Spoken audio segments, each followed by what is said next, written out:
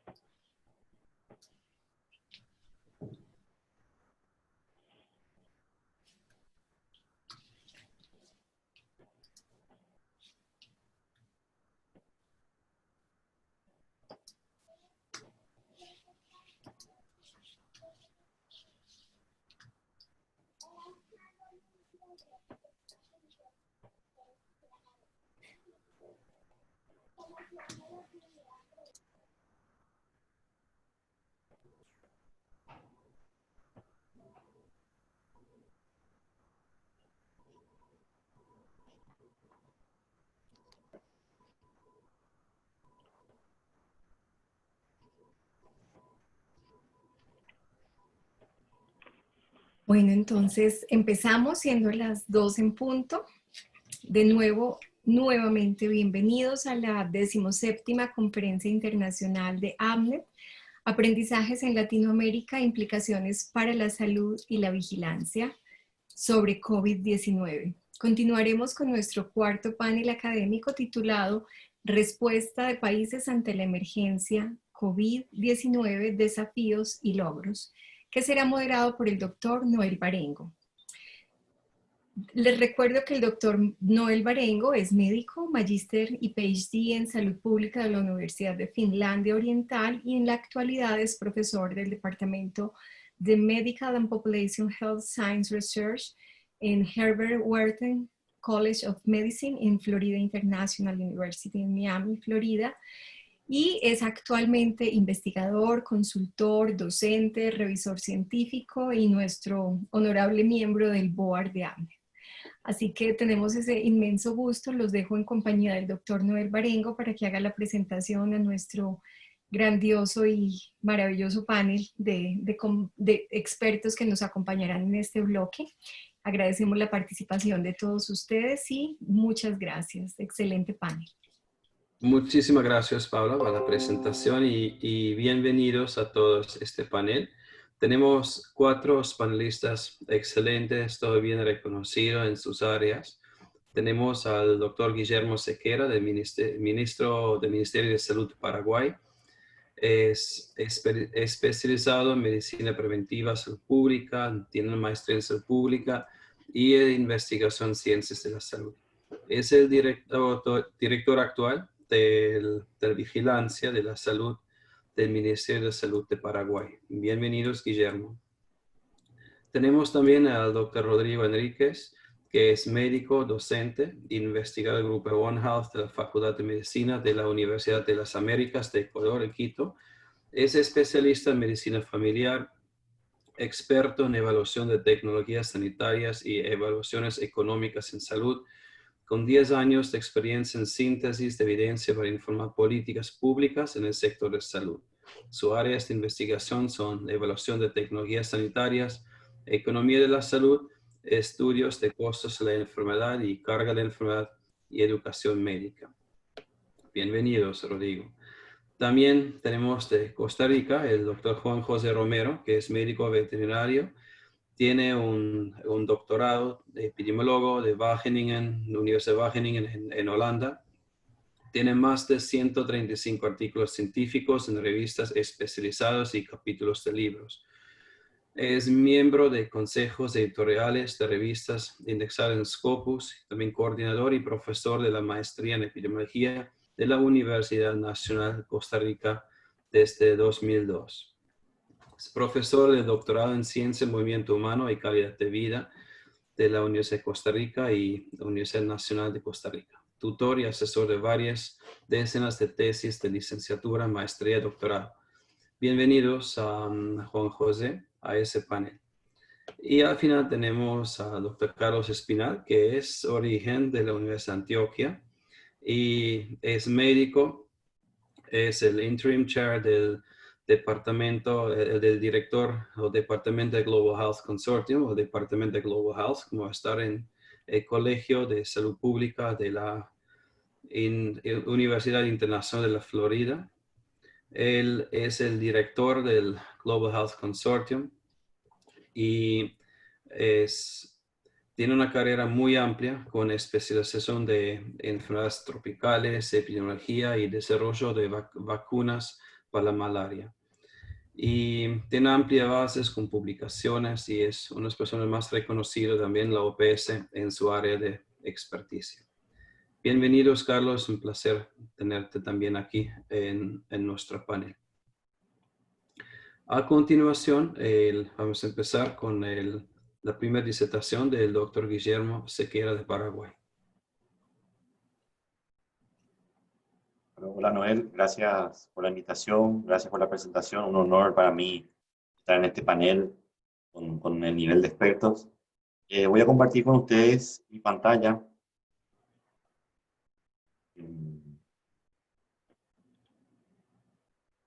Tengo unas 15, 16 diapositivas de la situación, o sea, de cómo Paraguay está como está y por qué está como está, o lo que por lo menos creemos, ¿verdad? Y bueno, y luego nos quedamos para el debate, ¿sí? Bueno, Paraguay, voy a hacer un poco una cronología. Paraguay, bueno, como todo el mundo allá a finales de enero ya en estado de alerta, sacamos las primeras alertas de vigilancia, veníamos viendo lo que pasaba en China, eh, sacamos las primeras recomendaciones para los vuelos que procedían de áreas de riesgo, eh, el identificar países con circulación viral, en ese momento solo era China, algunos que otros casos que estaban empezando a salir de China, y bueno, nosotros pendientes un poco que nos venga del oriente, ¿no? Más que nada, Paraguay es un país que obviamente mucho más, como dice un escritor nacional, una isla rodeada de tierra, un país bastante aislado, la cantidad de vuelos que tiene con respecto al resto de los países vecinos es muy poca, muy parecida con Bolivia. Entonces también dentro de la estratificación de riesgo global está bastante lejano, ¿verdad? Pensábamos que iba a ser como todos, yo creo, algo que ocurría en el oriente y no se iba a acercar. Finales de febrero, bueno, el Estado entra en alerta máxima cuando Europa en general empieza a presentar casos en Italia, casos en España, y nosotros empezamos a exigir la cuarentena obligatoria de 14 días a los viajeros procedentes de estos 4 países en principio, luego se va ampliando la lista. Y en el caso de China, también Paraguay decidió postergar todo lo que es la concesión de visa a los, a los procedentes que venían de China continental. Lo cual, la verdad que nos dio problemas diplomáticos, principalmente con Corea, también con Italia. Teníamos problemas diplomáticos, los embajadores aquí, la verdad que presionaban mucho, que reclamaban de que los otros países vecinos no aplicaban la misma medida, que éramos un poco exagerados. En finales de febrero también se crea el COE, Comité, el Comando Operativo de Emergencia, donde bueno, se genera lo que es todo el Plan Nacional de Control de la Pandemia, donde no solamente, obviamente lideraba salud, pero en realidad se estaban ya haciendo los borradores, principalmente de cómo iba a ser el apoyo desde educación, desde economía, desde industria y comercio, ¿verdad? Por lo que se venía y por la experiencia ya de lo que estaba ocurriendo, lo que ocurrió en China, lo que ocurrió en diferentes países de Asia y lo que estaba ocurriendo en ese momento en España, ¿verdad? En Italia, que bueno, nos alertó un poco a todos, ¿no? Nuestro primer caso lo tuvimos el 7 de marzo, un paraguayo procedente de Ecuador, de Guayaquil, de San Borondón, de un territorio donde no estaba en la lista de nuestros países que tenían circulación comunitaria, no estaba en la lista de los países que teníamos que exigirle cuarentena obligatoria, pero tenía todos los síntomas que para ese momento eran COVID y tenía el antecedente de viaje a un lugar donde no había, donde no, habían casos aislados, brotes controlados. Y bueno, igual rompimos el protocolo y decidimos hacerle el test, era positivo. Era positivo, primer caso procedente de un lugar donde no estaría, digamos, nuestra lista de países. Y 3 días después, otro caso de un paraguayo que hizo un recorrido en automóvil desde Buenos Aires, estuvo por Córdoba con síntomas respiratorios de Córdoba hasta acá, son casi 800 kilómetros en automóvil. cruza la frontera con síntomas respiratorios y luego se interna, va a terapia intensiva y al 5.º día de terapia intensiva la placa, la tomografía eran señales típicas del coronavirus, por lo cual se decide hacer, tenía T positivo para un coronavirus común y se decide hacer, en ese momento Argentina tenía muy pocos casos, todos concentrados en Buenos Aires, no se hablaba de circulación comunitaria y confirmábamos nuevamente un caso más de coronavirus en Paraguay procedente de un país que no tiene circulación comunitaria. Entonces, bueno, fue un poco una situación muy particular. Nosotros estábamos en Paraguay en el momento de la mayor epidemia de dengue del país en los últimos 10 años, y probablemente de la historia, pero por lo menos en los registros que tenemos, que son bastante creíbles los últimos 10 años, más de 200.000 casos de dengue, notificaciones. La verdad que fue un verano muy intenso para nosotros, los meses de enero, febrero, marzo, y en ese momento estábamos ante las puertas de una epidemia de coronavirus. Entonces, la decisión un poco fue extrema, el pensamiento de vigilancia del Ministerio de Salud fue, bueno, si a Argentina, a Ecuador, le está pasando esto, tienen casos que reportan ellos, aislados, que lo tienen controlados, pero en realidad tienen circulación comunitaria, lo más probable es que a nosotros nos esté pasando lo mismo. Es un sistema de salud muy frágil, muy precario, un sistema de vigilancia que obviamente está en crecimiento, pero precario también, totalmente enfocado a lo que era la epidemia del dengue en ese momento. Y bueno, fuimos un poco exagerados y fuimos al lockdown de manera muy temprana, 10 de marzo. Se suspendieron todos los eventos masivos de entretenimiento en general, a las actividades académicas, los eventos deportivos quedaron sin público. Y bueno, algunas medidas ya eh, eh, relacionadas ya con la gestión de la pandemia, se fijaron los precios de referencia de un montón de productos que empezaban a subir en el mercado internacional y también en el mercado interno, como el alcohol, como la mascarilla, los guantes. El hecho de ser un país pequeño en términos de mercado interno y población, hacen que cuando Paraguay salga a comprar al mercado global, tiene todas las de perder, ¿no? Y el precio de todo se fue por las nubes. Y también muchos países, como es sabido, incautaron insumos y este tipo de cosas que complicaban más la gestión de la pandemia. El 24 de marzo se hace el cierre total de las fronteras y vuelos, y solamente se mantuvieron para cuestiones de ayuda, de cooperación de otros países o de vuelos humanitarios y movimiento humanitario de personas.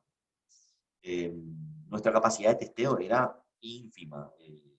Estábamos, me recuerdo, en febrero, marzo, cuando teníamos mucha sospecha, algunos que otros casos que venían de España, nuestra capacidad de testeo iba a 50 test por día de COVID. Solamente el Laboratorio Central de Salud Pública era que centralizaba todas las muestras. Y bueno, a partir de mediados de marzo se hace un plan de ampliación de toda esa capacidad. Hoy podemos hablar de que prácticamente en todo el país se puede hacer la técnica, por lo menos en las grandes ciudades hay más de 16 centros establecidos, creció muchísimo nuestra capacidad de testeo y bueno, entre otras cosas, ¿no? Y a mediados de mayo, perdón, a principios de mayo empezamos a lo que nosotros llamamos la cuarentena inteligente. Se hizo un plan de desescalamiento, no teníamos prácticamente casos, muy aislados, brotes totalmente controlados. Y esta desescalada, la verdad que la cuarentena total no era un paro total de la economía, funcionaba más o menos, la mitad de la economía seguía funcionando, las grandes obras públicas, todo lo que es construcción y todo esto siguió funcionando, los mercados, obviamente todo lo que es el sistema de salud. Un 47% de la economía seguía funcionando y por lo menos un cuarto de la población económicamente activa seguía funcionando. En la fase 1 se amplió bueno, las diferentes fases se fueron pensando un poco, no tanto por el aporte económico que daban al Producto Interno Bruto, ni a cuánto la población económicamente activa se involucraba, sino más bien a la capacidad de adherencia que tenían estos sectores económicos a los protocolos, a los nuevos protocolos, de lo que es convivir con esta epidemia, ¿no? Cómo aprender a trabajar, aprender a juntarse, aprender a salir a la calle, y todo este fenómeno que no se puede hacer un día para otro, necesita de un proceso de adaptación de la población y también de las empresas. El sector privado tiene esa capacidad de adherirse, también el sector público, pero hay un gran sector informal, ¿verdad? Un país que tiene gran parte de su economía informal, obligaba a que el proceso sea un poco lento. Pero bueno, se fue dando, ¿no? Se fue dando. Hoy prácticamente todo el país se encuentra territorialmente en fase 4, prácticamente todas las fases abiertas, excepto los grandes centros urbanos, que es Central, Asunción, la capital, donde está prácticamente un tercio de la población del país, y Ciudad del Este, donde está también está el 10% de la población del país, es la otra gran ciudad, que se encuentran en fase 3. La fase 4 incluye, aquí veremos la fase 0, lo que le expliqué, la fase 1, industria en general, grandes talleres, actividades físicas individuales. En la fase 2 también veíamos comercios hasta un cierto tamaño de metros cuadrados, tipos de oficinas. Y en la fase 3 prácticamente todo menos lo que es eventos, lo que es hoteles, lo que por ejemplo casinos y este tipo de cosas todavía no están habilitados. Prácticamente todo el país está en fase 4, excepto Asunción, el área metropolitana, y Ciudad del Este. Es que en este momento en este momento es central, es el epicentro de la epidemia, o sea, Asunción, pero recién ahora, y Ciudad del Este fue hace un mes. Ciudad del Este es la ciudad en nuestro país, es la ciudad, digamos, más cosmopolita, porque está mucho mejor conectado, tiene muchísima visita turística por todo lo que son las cataratas de Iguazú, y todo lo que es el sector de comercio, principalmente una conexión mucho más fluida con São Paulo. Entonces le da mucho más diversidad cultural, hay grandes poblaciones orientales, de Medio Oriente, hay comunidades extranjeras muy grandes, mucho más grandes de lo que tiene Asunción. De población es probablemente un tercio, la diversidad que tiene, lo cosmopolita que es Ciudad del Este es mucho más que Asunción, y obviamente ahí empezó la epidemia en el Paraguay. El epicentro, señor Ciudad del Este, el pico se dio hace un mes, hoy prácticamente con tercera, cuarta semana en descenso, y ahora el pico se está dando en el área metropolitana de Asunción. Bueno, estos son, para ver un poco algunas estrategias también que se hicieron, aparte de la cuarentena inteligente, se aplicó lo que nosotros llamamos los albergues de recepción de extranjeros. Estas son las semanas epidemiológicas aquí abajo, aquí más o menos sería hasta junio, la semana 25, y todos los casos se daban, los casos en celeste, verde agua, digamos, se daban en la comunidad, muy pocos. El principal, casi en algún momento, el 70% de los casos los teníamos en los albergues. Los albergues se abrieron 60 albergues en todo el territorio nacional, con soporte militar, y los hoteles salud también les llamaban, eran hoteles donde uno pagaba un aporte, y tenían habitaciones individuales. Luego los albergues eran grandes pabellones militares que albergaban a toda la gente que cruzaba la frontera y guardaba allí los 14 días de cuarentena. Esto nosotros creemos que postergó mucho el inicio de la circulación comunitaria. Aquí vemos un aumento, esto frenó bastante.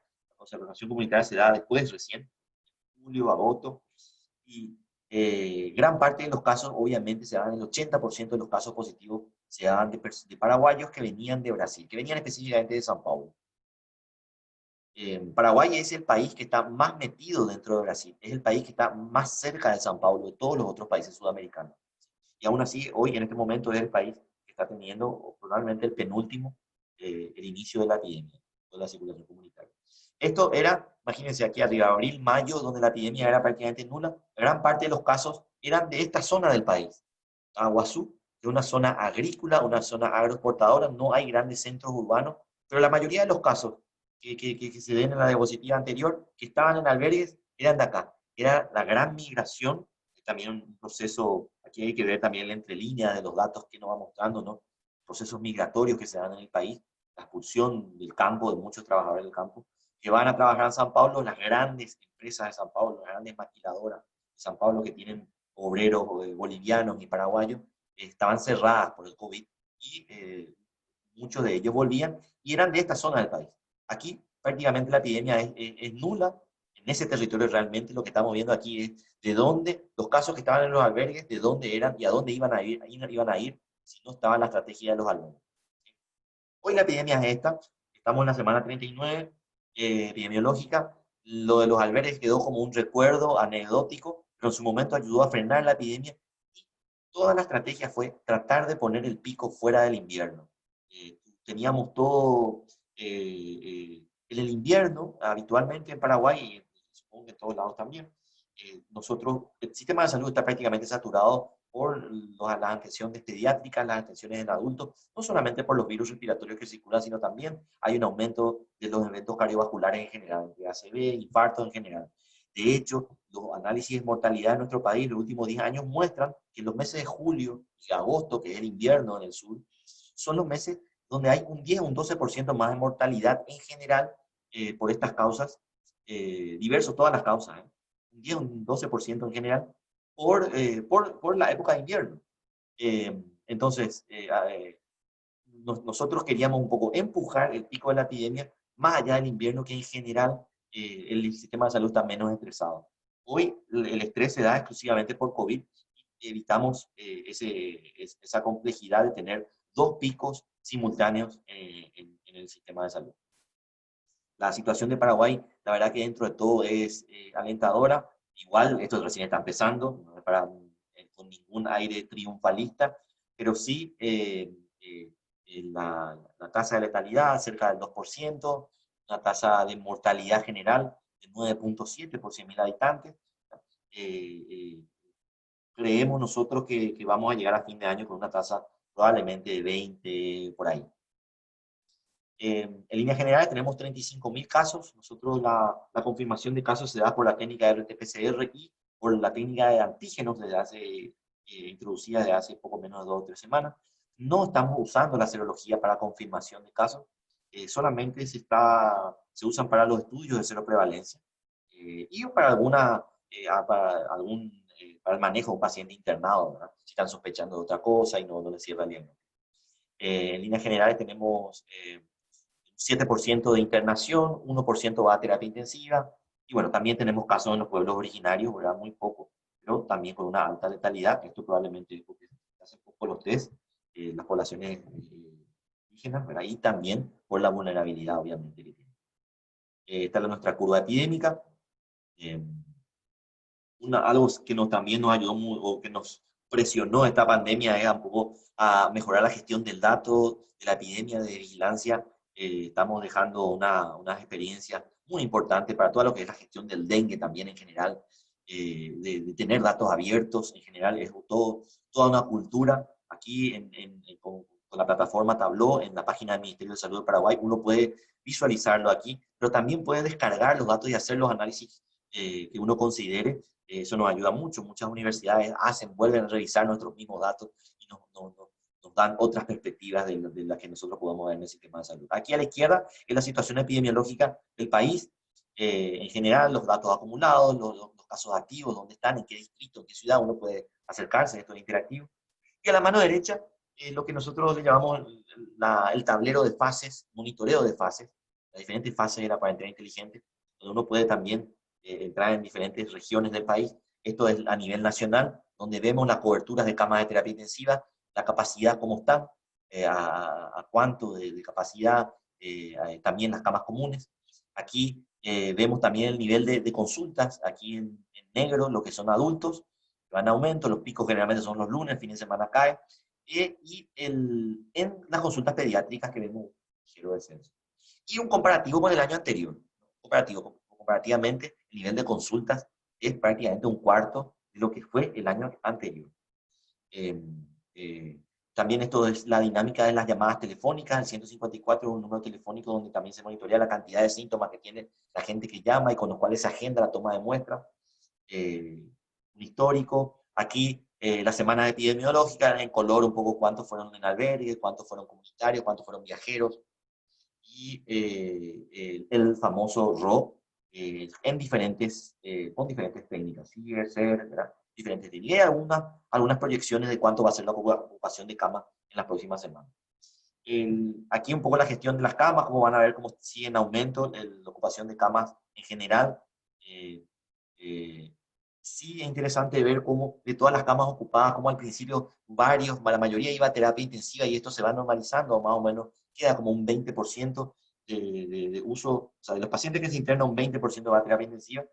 Y también Esto hablábamos ayer en la presentación, esa curva de aprendizaje, el manejo del enfermo. No es lo mismo tener el pico en abril, en mayo, y vamos a seguir usando la hidroxicloroquina, ¿verdad? Hoy sabemos qué es lo que sirve, qué es lo que tiene más evidencia, y esto de estar codo a codo con colegas internacionales, de compartir los errores, de compartir los éxitos, es fundamental, ¿no? Aquí fíjense, por ejemplo, en lo que era en julio, en principios de agosto, prácticamente el 75, hasta a veces el 90% de los pacientes que iban a terapia intensiva requerían de ventilación mecánica. Hoy podemos ver de que alrededor de un tercio, cerca del 30% de los que entran a terapia intensiva requieren ventilación mecánica. Esto habla de una curva de aprendizaje que se ve perfectamente cómo el equipo médico fue mejorando y el conocimiento y todo esto. Podemos discutirlo. Bueno, la cuestión de comunicación, nada más decir que tenemos un ministro que es muy influencer, que es muy, la verdad que tiene una capacidad de comunicación muy buena, de llegar a la gente. Y bueno, también tuvimos que aprender a diversificar. El 154 es un número que siempre existió, pero nunca se le dio mucha importancia a la gestión de problemas de salud. Hoy es un potencial tremendo que se está diversificando, ¿no? También en vista a las otras olas, las olas de las crónicas, las olas también de otras enfermedades transmisibles que están siendo postergadas, como la tuberculosis, el HIV, y también todo el tema de salud mental, que es bastante complejo. Entonces la teleatención creció muchísimo, y también el sector privado también dio hasta chicos informáticos que crearon sistemas de monitoreo. Esto, por ejemplo, aquí a la derecha, Ayuda Paraguay, Ayuda PI, una plataforma en el periodo de cuarentena. La verdad que es un periodo económicamente difícil, pero bueno, la gente, aquí está un poco el capital social, ¿no? Mostrando también sus diferentes facetas. La gente que podría donar empezó a juntarse, veía la gente que necesitaba algo, ponía en esta plataforma y cómo se fue ayudando. Y bueno, la verdad que esto nos enseñó muchísimo a diversificarnos y a inventar. Y bueno, es paso a paso. Me quedo aquí y me quedo luego para la charla y a escuchar a los demás compañeros. Noel. Muchísimas gracias, Guillermo, para la presentación, para actualizarnos sobre lo que pasó en Paraguay. Y excelente. Sé que creo que tenés tiempo, media horita más para acompañarnos, pero agradezco mucho el tiempo y que dedicaste a AMNET y para participar. La siguiente presentación del doctor Rodrigo Enríquez. Y adelante, adelante Rodrigo, y bienvenidos. Muchísimas gracias también para tu participación. Perfecto, muchas gracias Noel, un saludo a todos los que nos están escuchando. Gracias también a Guillermo por la presentación. De hecho, creo que hay muchos elementos comunes de cómo nuestros países latinoamericanos han vivido y han enfrentado esta pandemia. Voy a compartir mi presentación y yo quiero concentrarme en algunos aprendizajes que hemos visto desde el lugar en donde yo trabajo, que es el lado académico, desde las universidades que de alguna manera han tenido que arrimar el hombro como para apoyar en la gestión de la respuesta a esta epidemia, ya que es evidente que ningún país en el planeta ha sido capaz por sí solo de enfrentarla. La foto que ustedes están viendo parece tomada de un libro de García Márquez. Básicamente lo que ustedes están viendo es una foto del cadáver de una persona que falleció en el peor momento de la epidemia en Ecuador, cuando golpeó fuertemente al puerto más importante que tenemos, que es la ciudad de Guayaquil. Y es una imagen distópica, es el cadáver de una persona que fallece por COVID en medio del calor, con temperaturas de más de 30 grados centígrados, con una sombrilla probablemente para evitar que se descomponga rápidamente ante el calor, y un cartel que dice: hemos llamado al 911 y no hay ayuda. Escenas dramáticas de este calibre se vivieron meses atrás, no solamente en Ecuador, sino en otras partes del planeta. Y yo creo que nos debe recordar el rol que deben tener los determinantes sociales cuando consideramos también las respuestas en una situación como una pandemia. ¿Cuáles han sido los desafíos que Ecuador ha tenido que enfrentar en el manejo de la epidemia? Yo creo que un primer desafío tiene que ver con la fragmentación de nuestros sistemas de salud. Ecuador tiene un sistema de salud altamente fragmentado, altamente segmentado también, en donde coexisten una serie de subsistemas de salud o sistemas sanitarios, en donde, si bien en los últimos años se ha logrado cierta coordinación a través de una red pública integral de salud, donde los dos actores más fuertes son los prestadores de la Seguridad Social Pública y el Ministerio de Salud Pública, pero también se compran servicios a algunos prestadores privados. Es esta fragmentación la que muchas veces puede dificultar la coordinación de las respuestas y que muchas veces termina diluyendo nuestra capacidad de respuesta.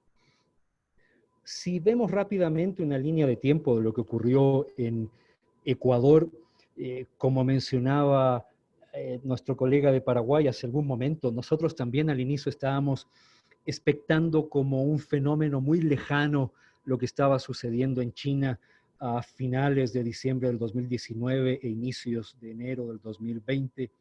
Sin embargo, en Ecuador ya para el 21 de enero del 2020 tuvimos un primer caso sospechoso de un hombre adulto procedente de Fujian, en China, que falleció el 8 de febrero por un cuadro de dificultad respiratoria en terapia intensiva y con fallo multiorgánico, y que tenía toda la sintomatología de un caso grave de neumonía por COVID-19. De hecho, todavía nos queda la gran duda de si ese realmente fue nuestro primer caso y no el que después se confirmó el 29 de febrero, más de un mes después, de una mujer ecuatoriana residente en España que regresó a visitar a sus familiares en la ciudad de Guayaquil y organizó unos cuantos fiestones en donde probablemente se contagió una gran cantidad de personas. Por lo tanto, para nosotros sí hay una fuerte sospecha de que probablemente desde mediados o finales del mes de enero había ya transmisión del virus, probablemente a nivel comunitario incluso, y que ahora que conocemos la alta proporción de asintomáticos que produce la infección por SARS-CoV-2, probablemente el virus estuvo circulando muchísimo antes que el 29 de febrero, cuando se confirma el primer caso ya con pruebas de PCR en tiempo real de esta paciente ecuatoriana procedente de España. Ya para el mes de marzo, las autoridades nacionales toman la decisión de iniciar con medidas de confinamiento parcial, restricción de eventos masivos, y ya el 25 de marzo se toma la decisión de un confinamiento de supresión. Siguiendo un poco esta línea del modelo del martillo y la danza, era el momento de dar el martillazo, probablemente algo tarde, porque unos 6 días después, el 31 de marzo del 2020, se crea una fuerza de tarea especial solamente para que se haga cargo de manejar la gran cantidad de cadáveres que habían ya en la ciudad de Guayaquil, con escenas como la que les mostré al inicio. En este momento, Ecuador tiene un poco más de 130,000 casos confirmados mediante PCR de COVID-19, con un reporte oficial de un poco más de 7,400 defunciones, aunque, por lo que voy a explicar a continuación, sospechamos que estas cifras son muchísimo más elevadas que las cifras que hemos podido confirmar de manera oficial. Es interesante también el comportamiento que tuvo la epidemia en Ecuador, porque ustedes podrán ver que en primer lugar afectó a la ciudad de Guayaquil, donde hubo una transmisión explosiva a nivel comunitario que generó al final un exceso de muertes de cerca de 12,000 muertes en exceso, cuando en esa provincia el promedio mensual de defunciones en general, por todas las causas, no solo por COVID, habitualmente era de 1,700 a 1,800 defunciones por mes. De alguna manera, el que la epidemia haya golpeado fuertemente primero a Guayaquil permitió que el resto del país tome con mayor seriedad la magnitud que podía tener el impacto sanitario de la epidemia y prepararse en las demás provincias. Y eso es lo que de alguna manera ha explicado el que en otras provincias, como la provincia de Pichincha, en la zona de la sierra, y en ciudades como Quito, donde yo vivo, el crecimiento del número de casos haya sido un poco más lento y de manera sostenida. Aunque hemos tenido ya algunos picos en el número de casos, explicados sobre todo por relajamiento de algunas medidas de confinamiento en el mes pasado. Además de la fragmentación de nuestro sistema de salud, yo creo que otro desafío importante ha sido la alta vulnerabilidad social, y aquí los determinantes sociales y la determinación social de la salud han jugado un papel clave. Elementos como la pobreza, la informalidad en la generación de ingresos para las familias, el hacinamiento, de alguna manera permitieron ese crecimiento explosivo de casos en ciudades como Guayaquil.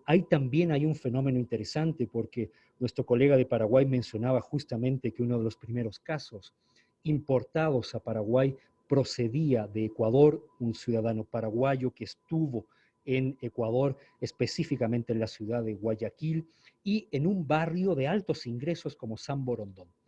De hecho, llama la atención que en una ciudad como Guayaquil probablemente la transmisión de la enfermedad se haya dado en primer lugar por la organización de varios matrimonios en estos barrios de clase muy alta en la ciudad de Guayaquil, en San Borondón, con invitados procedentes sobre todo de Italia y de otros países europeos. Y recordemos que en ese tipo de eventos también va a haber gente de clase socioeconómica más baja o perteneciente a quintiles mucho más bajos, que trabajan en actividades como servicio doméstico, meseros, jardinería, etcétera, y que probablemente se contagiaron en estos eventos y después trasladaron la infección a los barrios más pobres y más poblados de la ciudad de Guayaquil. Quito y Guayaquil son las ciudades más grandes de Ecuador, cada una tiene aproximadamente 3 millones de habitantes, y en aquella época habían tasas de desempleo y subempleo que podían estar entre el 4 al 20%. El 46% de la población de Ecuador a inicios de la pandemia vive del trabajo informal, y por lo tanto exigirle medidas de confinamiento en domicilio durante 1 o 2 semanas prácticamente significa que no tienen ingresos para comer o para subsistir. Y de alguna manera esto explica también el crecimiento tan elevado de casos en ciudades como Guayaquil, en general las dificultades para poder controlar la expansión de la epidemia en el resto del país. Y esto también se ha visto agravado porque la misma pandemia ha impactado fuertemente la economía de todos nuestros países, y Ecuador no es la excepción. Hemos tenido que recurrir a endeudamiento externo simplemente para poder pagar sueldos que incluso están atrasados ya en muchos sectores del país. Tenemos una capacidad resolutiva limitada en ciudades como Guayaquil, que si bien son las más numerosas del país y tienen suficientes recursos, apenas 100 pacientes críticos lograron ya saturar y colapsar el sistema sanitario. La disponibilidad de camas de terapia intensiva y de ventiladores mecánicos ha sido un reto que hemos tenido que enfrentar todos los países a nivel mundial, pero especialmente en Sudamérica.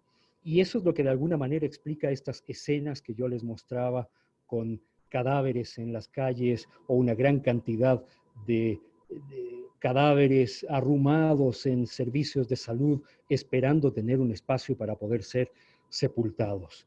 Y esto de alguna manera creó un cuello de botella que evitó incluso que se haga un manejo oportuno y adecuado de estas defunciones, sumado al estigma y al miedo que había en torno al manejo de estos cadáveres a inicios de la epidemia, cuando todavía no conocíamos de manera adecuada el curso de la enfermedad.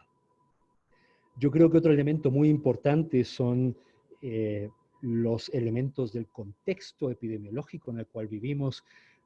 De nuevo, reforzando lo que ya mencionaba nuestro colega paraguayo, Ecuador también estaba viviendo la peor brote de dengue a inicios del 2020, la línea roja que pueden ver en la parte superior izquierda de su pantalla, y obviamente los casos caen porque nos dedicamos de aquí en adelante al COVID y hemos desatendido la vigilancia de estas otras enfermedades endémicas como el dengue.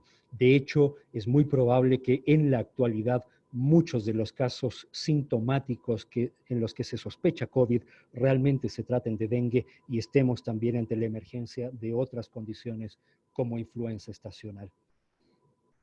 Las condiciones económicas y las medidas de encierro no se pueden sostener a largo plazo.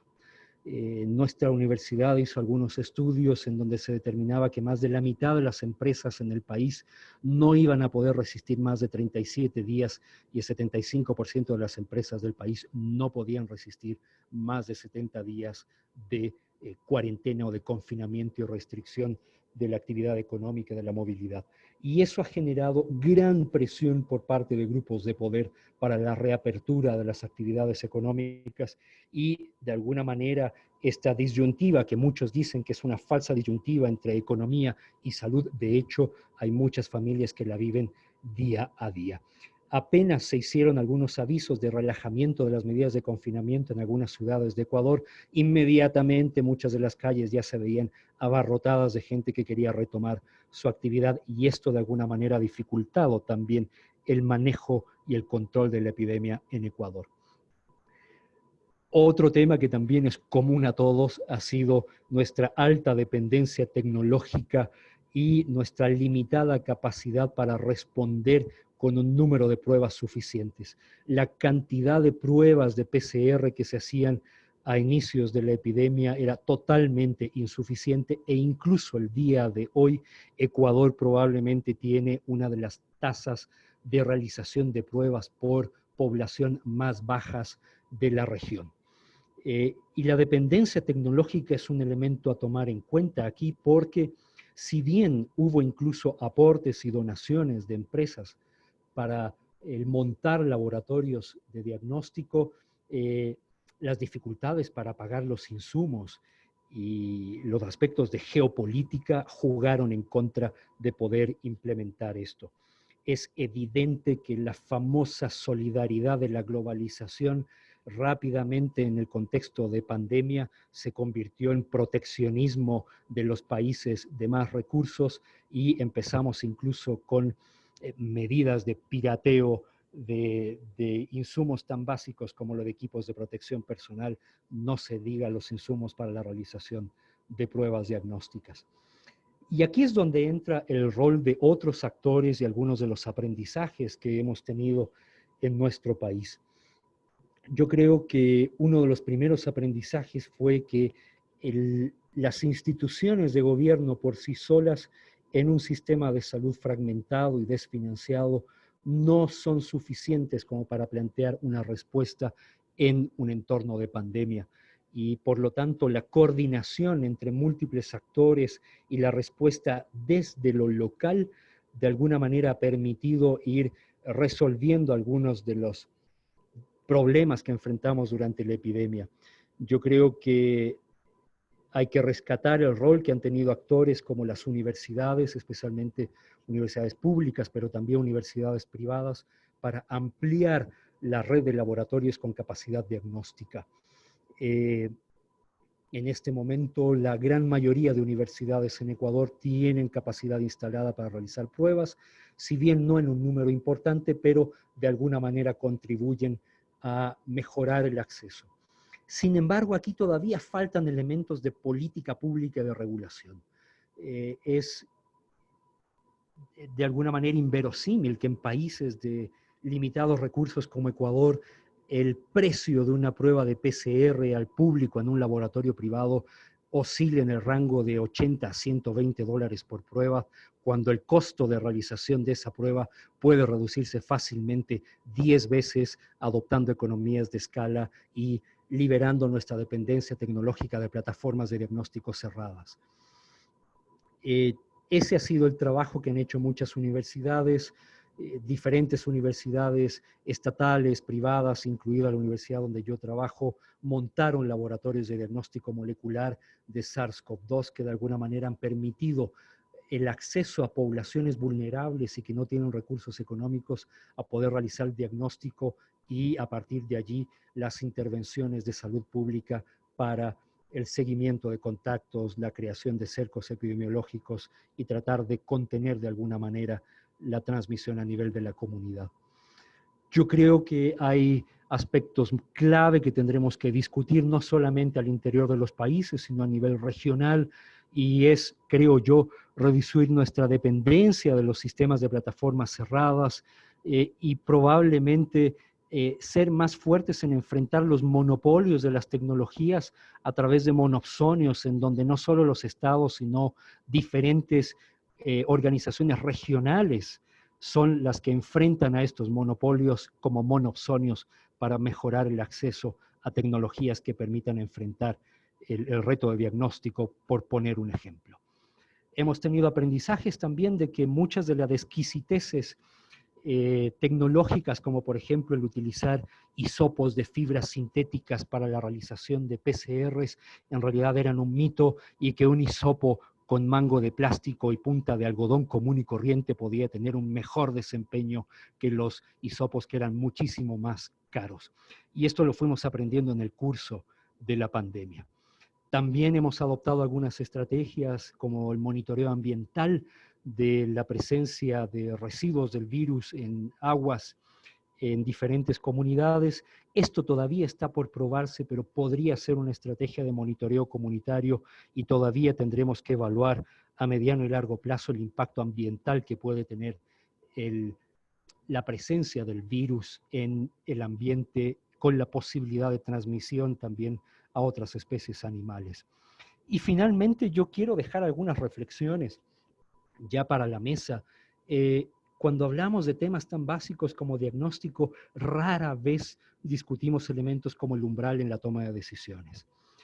Muchas veces ponemos demasiado énfasis en contar con una prueba de PCR y nos olvidamos del rol que puede tener la clínica, la sintomatología o los datos que pueden arrojar los estudios de cero prevalencia como para la toma de decisiones. Siempre que hacemos pruebas tenemos que preguntarnos cuál es nuestro objetivo de hacer pruebas. ¿Estamos en un contexto de alta o baja prevalencia? ¿Cuánto aporta la clínica? Y sobre todo, ¿a qué le tenemos más miedo? En pandemias como esta tenemos que pensar seriamente cuánto peso en términos de daño le damos a que se nos escape un falso negativo o a diagnosticar erróneamente a alguien y que se convierte en un falso positivo que termina aislado o confinado innecesariamente. Es este balance de fuerzas entre falsos negativos y falsos positivos el que finalmente determinaría este umbral que nos permita tomar mejores decisiones, pero rara vez se discute esto en salud pública y rara vez le damos números a este umbral de decisión. Y ya para dar paso a los siguientes panelistas, yo creo que nuestras lecciones han sido que los determinantes sociales son claves, que hay que proporcionar pautas específicas sobre cómo abordar aspectos como la violencia de género y doméstica que aumentó, por ejemplo, en época de pandemia, cómo logramos dar un apoyo social para mantener las cuarentenas y los confinamientos, organizar, por ejemplo, la entrega de alimentos y suministros a comunidades, especialmente las comunidades más vulnerables. Cómo fortalecemos la respuesta local desde la comunidad sin tener que depender tanto de las respuestas de los gobiernos. Cómo aceleramos los procesos de informar la toma de decisiones. Las guías de práctica clínica aquí se fueron al tarro de la basura porque había que tomar decisiones en cuestión de días o pocas semanas. ¿Cómo mejoramos la calidad de estos consensos clínicos en la respuesta ante pandemias? ¿Cómo fortalecemos nuestra capacidad tecnológica y disminuimos nuestra dependencia en un mundo globalizado?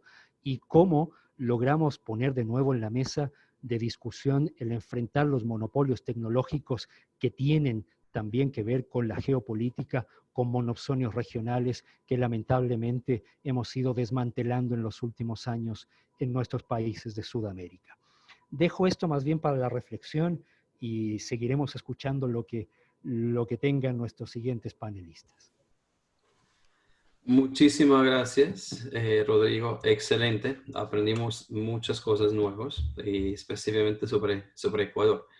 El siguiente panelista tenemos al doctor Juan José Romero de Costa Rica. Juan José, por favor, adelante. Muy buenas tardes. Muchísimas gracias a la organización por tomarme en cuenta.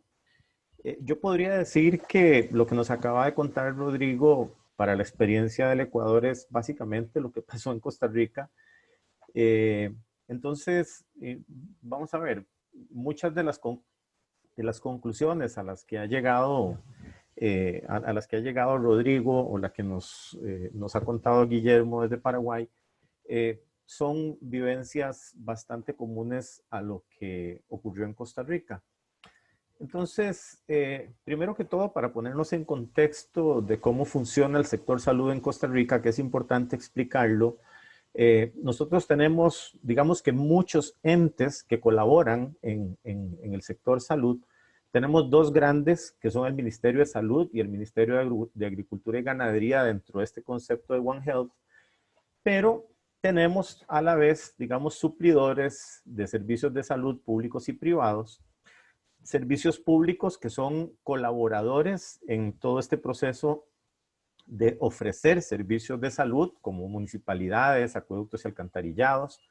Y después tenemos el sector educativo de las universidades públicas y las universidades privadas que ofrecen investigación y desarrollo y, por supuesto, docencia. Ahora, hay un rol del Ministerio de Educación Pública también dentro de todo lo que es este proceso de formación, de valores, de principios y de, vamos a ver, de buenos hábitos de higiene y de salud.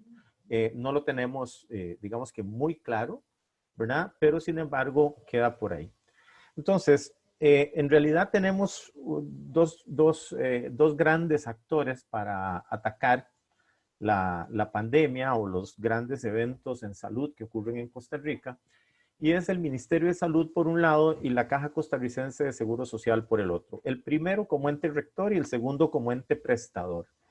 La Caja Costarricense de Seguro Social atiende aproximadamente el 80 al 85% de todo lo que son consultas en salud de la población costarricense.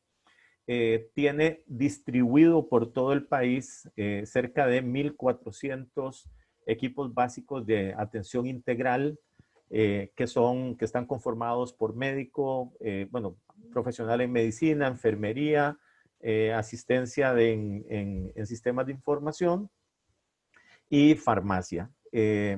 Más o menos un equipo atiende a aproximadamente 5,000 personas. Y el Ministerio de Salud, digamos que es el que dicta las pautas, no tiene rol en la prestación de servicios. Entonces, estos dos en conjunto con otros ministerios, con las municipalidades que se incorporaron muy tarde a la atención de la epidemia y las universidades, digamos que han sido los que han tomado parte en la atención de la enfermedad. Vamos a ver, para el caso de Costa Rica, estos son los datos al 19 de septiembre. Teníamos aproximadamente 63,000 casos, ahora andamos cerca de 70. Estamos subiendo más o menos a 1,350 casos diarios, estamos por ahí estacionados. Y si ustedes se fijan, por alguna razón particular, tenemos aquí nacionales y extranjeros. Y es que Costa Rica tiene una alta proporción de su población es de origen extranjero, especialmente nicaragüense. Y digamos que esto se enmarca dentro de una realidad que, como decía Rodrigo hace un momento, y tengo que decir que me encantó la presentación porque le da mucho peso a los determinantes sociales y resulta que para Costa Rica los determinantes sociales, como lo vamos a ver ahora, han jugado un rol fundamental. Estos son datos generales que presenta el Ministerio de Salud todos los días y los traigo acá por varias razones. Una es para observar cómo tenemos un comportamiento muy típico con mayor cantidad de enfermos en hombres que en mujeres y en fallecidos casi el doble de hombres que de mujeres, cerca de un 85% más en hombres que en mujeres. Y yo tengo que decir aquí que hay un vergonzoso, para mi gusto, porcentaje de recuperados. Y desafortunadamente, como vamos a ver ahora, la epidemia sobrepasó la capacidad del Ministerio de Salud para seguirle el rastro a los casos, a sus contactos y también a los recuperados. Por eso andamos en cerca de la mitad de los recuperados que tendríamos que tener documentados, y esto ha producido, digamos, problemas para mi gusto, que es que la cantidad de casos activos están en el problema de que están sobreestimados, y entonces eventualmente hay medidas que se están tomando sobre datos que no son los más apropiados. Bueno, este es el mapa de Costa Rica, y lo que podemos observar ahí es que la enfermedad está distribuida por todo el país. Sin embargo, hacia el centro de Costa Rica, lo que sería la gran área metropolitana, podemos observar una gran concentración de casos. De hecho, Costa Rica tiene, creo que cerca de 1.800 distritos, ¿verdad? Nosotros tenemos provincias, cantones y distritos, y en solo 18 distritos, que conforman apenas el 1.8% del todo el territorio nacional, se han concentrado cerca del 65% de los casos, lo cual nos dice que, tal y como lo decía Rodrigo, esta zona, esta gran área metropolitana, donde hay una alta densidad poblacional, pero también donde están los principales cordones de pobreza, de poblaciones vulnerabilizadas, a las cuales definitivamente, en donde hay altísimas tasas de trabajo informal, de personas que no tienen cobertura de seguro social, y donde se concentra también esta población migrante, mucha de ella ilegal, que por lo tanto tiene que trabajar en la informalidad, que no tiene cobertura del seguro social, y que aparte de eso trabaja por salarios mínimos, muchas veces por salarios de hambre, o del todo no tienen trabajo, también tienen condiciones orgánicas relacionadas con la pobreza que pues los hace tener factores de riesgo de por sí para enfermedad o para gravedad, como diabetes, hipertensión, obesidad, que no están siendo controladas precisamente por no formar parte del sistema de salud, que de por sí en Costa Rica es universal. Lo que pasa es que es universal en el tanto sea parte de la caja costarricense, y eso implica tener un seguro de salud. Costa Rica tiene, digamos que la epidemia se ha dividido en dos grandes fases, digamos, los primeros 3 meses y lo que ha venido después. En los primeros 3 meses, nosotros lo que tuvimos básicamente fueron esta cantidad de casos que están aquí en amarillo, en el cuadrito en verde.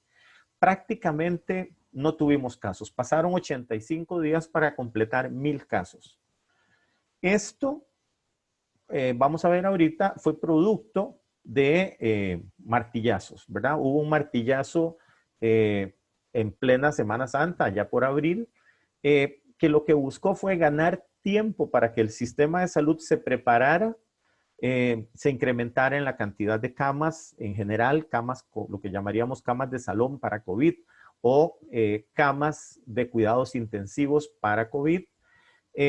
También se ganó un poco en la curva de aprendizaje para la atención de casos, pero desafortunadamente después de junio, y especialmente después del 5 de julio, se dio un ascenso, una curva exponencial en la cantidad de casos, pasando básicamente de 200 casos diarios a estacionarnos en las últimas 3 semanas en cerca de 1,300, 1,400 casos diarios.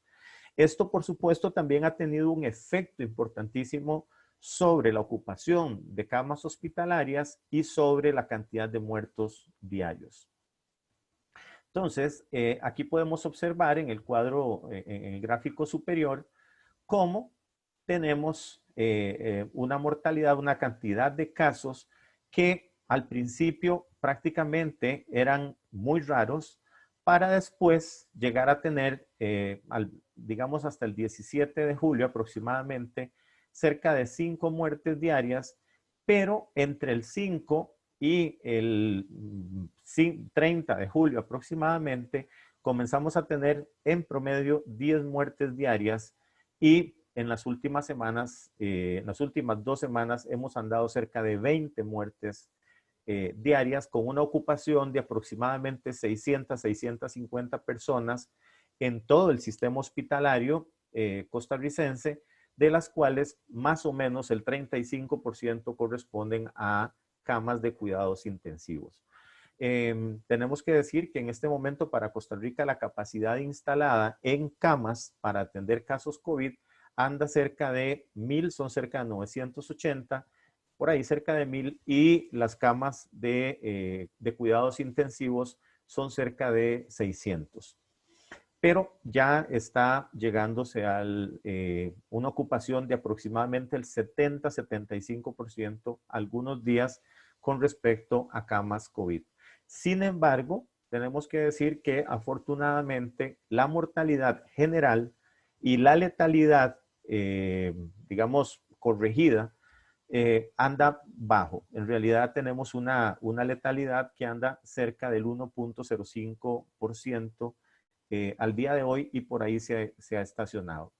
Pero tenemos el problema de que, como en todo, la letalidad depende de la cantidad de pruebas diagnósticas que se realizan. Costa Rica, como vamos a ver prontito, en realidad en este momento anda por cerca de 42,000 pruebas por cada 1,000,000 de habitantes, lo cual no es suficiente si nosotros queremos hacer un verdadero control de la epidemia. Este es un gráfico que nos muestra la tasa R0 en los distintos momentos con distintos tipos de medidas, y lo que podemos observar es que no tenemos una relación muy clara entre las medidas y los efectos. Aquí en Costa Rica hemos utilizado vamos a ver, este paradigma de la danza y el martillo. Lo que pasa es que hay martillacitos y hay martillazotes que se mezclan, que se juntan, pero también digamos que intentamos hacer un poco de cuarentena inteligente, como lo planteaba Guillermo para Paraguay, estableciendo regiones y estableciendo actividades para las cuales había cierto grado de apertura, pero entendemos que Costa Rica es un país muy pequeño de apenas 51,100 kilómetros cuadrados, con distancias muy cortas, con una alta concentración de la población en una área, en una gran área metropolitana que concentra más del 60% de la población. Entonces, esa alta densidad y esa, vamos a ver, esa alta concentración ha podido tener un rol fundamental en contra de lo que estamos observando. Y este es el histograma que estamos observando de casos también relacionado con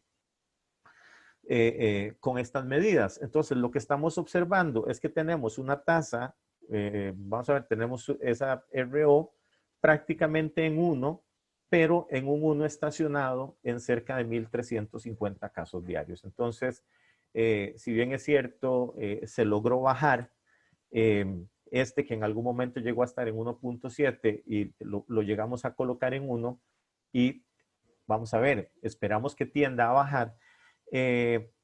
Ha sido, vamos a ver, se ha estacionado cuando ya tenemos muchos casos. Pero también aquí hay un problema que tiene que ver con la cantidad de pruebas diagnósticas y la forma en la que se diagnostica.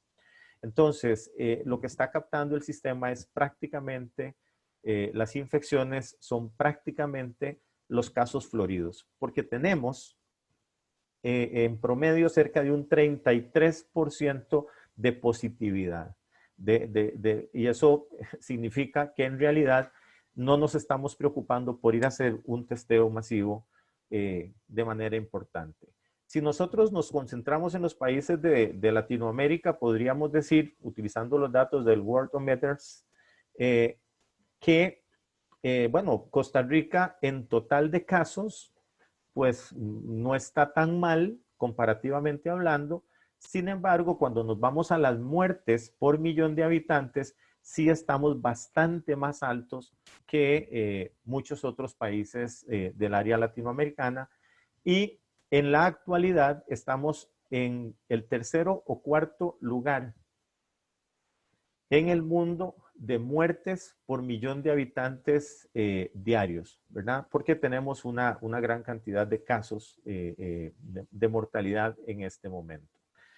Voy a pasar adelante con esto para concentrarme en 3 minutos en esto de las lecciones aprendidas. Tenemos en general que decir que nos tomó por sorpresa. Creo que perdimos tiempo importante en prepararnos para ciertas cosas. Por ejemplo, el prestador de servicios, la Caja de Seguro Social, lo ha hecho muy bien. Y es una institución fundamental para lo que es el sistema de salud costarricense con medicina de primer mundo. Pero el Ministerio de Salud como ente rector no creció, no se adaptó a la misma velocidad. Y entonces todo lo que tiene que ver con el rol rector se quedó para atrás. ¿Qué cosas, digamos, positivas hemos podido sacar de todo esto? Bueno, que todo lo que se ha invertido en Costa Rica en el Estado Social de Derecho ha valido la pena. Que la respuesta ciudadana los primeros 3 meses fue fenomenal y fue fundamental. Lamentablemente, creemos nosotros que el mensaje que se ha estado dando desde parte del Ministerio de Salud o de la Caja Costarricense de Seguro Social ha sido muy plano y no le ha llegado a toda la población de la forma que le tiene que llegar, y entonces la apatía, la desidia, la desesperación, la necesidad ha hecho que desafortunadamente muchas de estas medidas no tengan el efecto en esta otra segunda mitad como si lo tuvieron en la primera. Las universidades han tenido un rol fundamental. Es importante reconocer la capacidad profesional de las personas en ciencias de la salud que tenemos en Costa Rica. Eso ha sido maravilloso. Sin embargo, desafortunadamente, tenemos que decir que hay muchas de las medidas que se tomaron que fueron tardías, como por ejemplo el uso de la mascarilla, como declarar que había circulación comunitaria, como reconocer algunos sectores calientes para hacer inteligencia epidemiológica y atención inteligente en esos sectores. Digamos que la reacción fue tardía y entonces ya nos tomó mal. Desafortunadamente, como yo lo he dicho, y esto suena muy feo, la pobreza esa que nosotros teníamos escondida debajo del tapete, el coronavirus vino a levantar esa alfombra, esa pobreza vino y nos escupió en la cara, porque desafortunadamente tenemos una pobreza y una pobreza extrema en donde se concentró gran parte de los casos y gran parte de la mortalidad. Entonces se perdió tiempo valioso que ahora nos está cobrando las cosas muy caras. Creo que hay gente que todavía está en tiempo prepandemia respecto al análisis de la situación y la toma de decisiones. La forma en la que cerraba la conversación, Rodrigo, sobre vamos a ver, sobre cuántas pruebas hacer, sobre qué tipos de pruebas hacer y sobre cómo interpretar los resultados de las pruebas respecto, insisto, a la inteligencia epidemiológica, creo que han sido tardías por parte de alguna parte de las autoridades. Entonces, esto es lo que tenía para contarles y disculpas por los 3 minutos que me atrasé. Gracias. Muchísimas gracias, Juan José. Excelente presentación también y una muy interesante perspectiva y muy buenos datos. Muchísimas gracias. A continuación, tenemos la última presentación de este panel del doctor Carlos Espinal. Por favor, Carlos, Adelante, un placer No, tener. muy buenas tardes, Noel, nuevamente, y muchas gracias por la oportunidad de estar en este foro con tan distinguidos colegas. Quiero decir que en América Latina tenemos alrededor ya de unos 31.700.000 casos y casi 1 millón de muertes a hoy.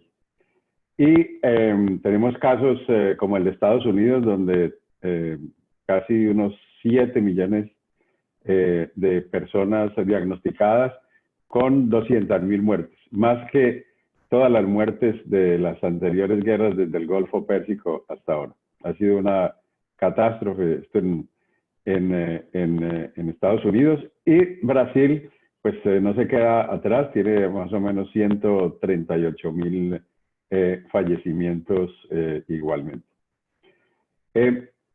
Entre los grandes desafíos que hemos tenido precisamente en muchos países ha sido la falta de una política unificada y coherente a nivel estatal y a nivel gubernamental para enfrentar la COVID-19. Vemos el caso nuevamente de Estados Unidos, el caso de México, el caso de Brasil, el caso de Nicaragua, donde la falta de liderazgo político y bien definido y con mensajes claros a la comunidad ha llevado prácticamente a un nivel de desinformación total que no permite seguir las reglas principales y las normas principales que deben seguirse en el caso de la pandemia por la COVID-19, como el lavado de manos, cubrirse la boca con el tapabocas, mantener el distanciamiento social, evitar las congregaciones y las visitas y las reuniones multitudinarias, y tener el diagnóstico a tiempo y tener también la política del seguimiento de los contactos. Esto ha hecho que en muchos países sea caótica la situación y que aún no se vea muy claramente cómo los países van a evolucionar posteriormente y a corto plazo en la resolución de la pandemia. Otro de los desafíos muy importantes que ha tenido la región es la falta de preparación en las estructuras de salud y la falta de inversión en el sector salud. Esto en la era prepandémica era una de las situaciones críticas también en nuestros países, al no tener sistemas de salud estructurados y con capacidad de respuesta y con capacidad de vigilancia y con capacidad de diagnóstico, como bien lo expresaban los colegas que anteriormente participaron. La inversión la baja inversión en programas de promoción es otra, y en el autocuidado y en el manejo de las políticas de salud ha hecho también que la COVID-19 encuentre un terreno favorable para crear las situaciones que bien han sido descritas y que también son uniformes en la gran mayoría de los países de la región. Debemos recordar que la región de América Latina y del Caribe ha sido una de las regiones con mayor y quizás la de más inequidades sociales y económicas. Y esto también fue un terreno muy abonado para que la COVID-19 viniera y afectara las comunidades más pobres y más desprotegidas, como lo han demostrado los colegas y como es el caso también en Colombia, en Brasil, en Perú, en Ecuador, en México, en todas partes. Las poblaciones más afectadas siempre son las que tienen mayores situaciones críticas económicas y sociales, hacinamiento, la falta de empleo, el empleo informal, el salir al rebusque, como decimos en Colombia, diariamente y no poder cumplir con los confinamientos mandatorios. El otro punto importante es lo que la COVID-19 está causando a nivel de los sistemas de salud y de los programas de salud. Tenemos un impacto muy importante, por ejemplo, en las tasas de cobertura de inmunización en vacunas esenciales, tanto las pediátricas como las de adultos y las de los adultos mayores, y las vacunaciones, por ejemplo, en la mujer embarazada. Grandes dificultades en el manejo de las enfermedades no transmisibles, las enfermedades crónicas, en muchos de nuestros países se han desviado los recursos precisamente y se ha compartido las personas que están dedicadas a cada uno de estos programas a atender también las necesidades de la COVID. Ya vimos también el problema de las enfermedades transmitidas por vectores, entre ellos el dengue y la malaria.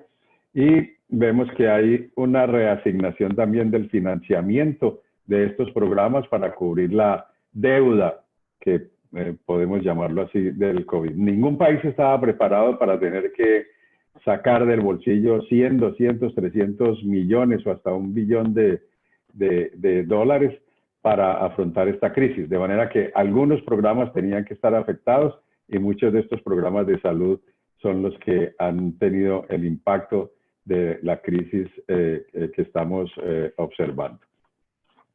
Uno de los problemas graves que tenemos es cómo la COVID-19 va a incrementar o está incrementando los niveles de pobreza al tener un impacto negativo en el Producto Interno Bruto de la región, que se estima que puede llegar hasta el 9%, y hay países que están entre un 5 a un 14% de la reducción del Producto Interno Bruto.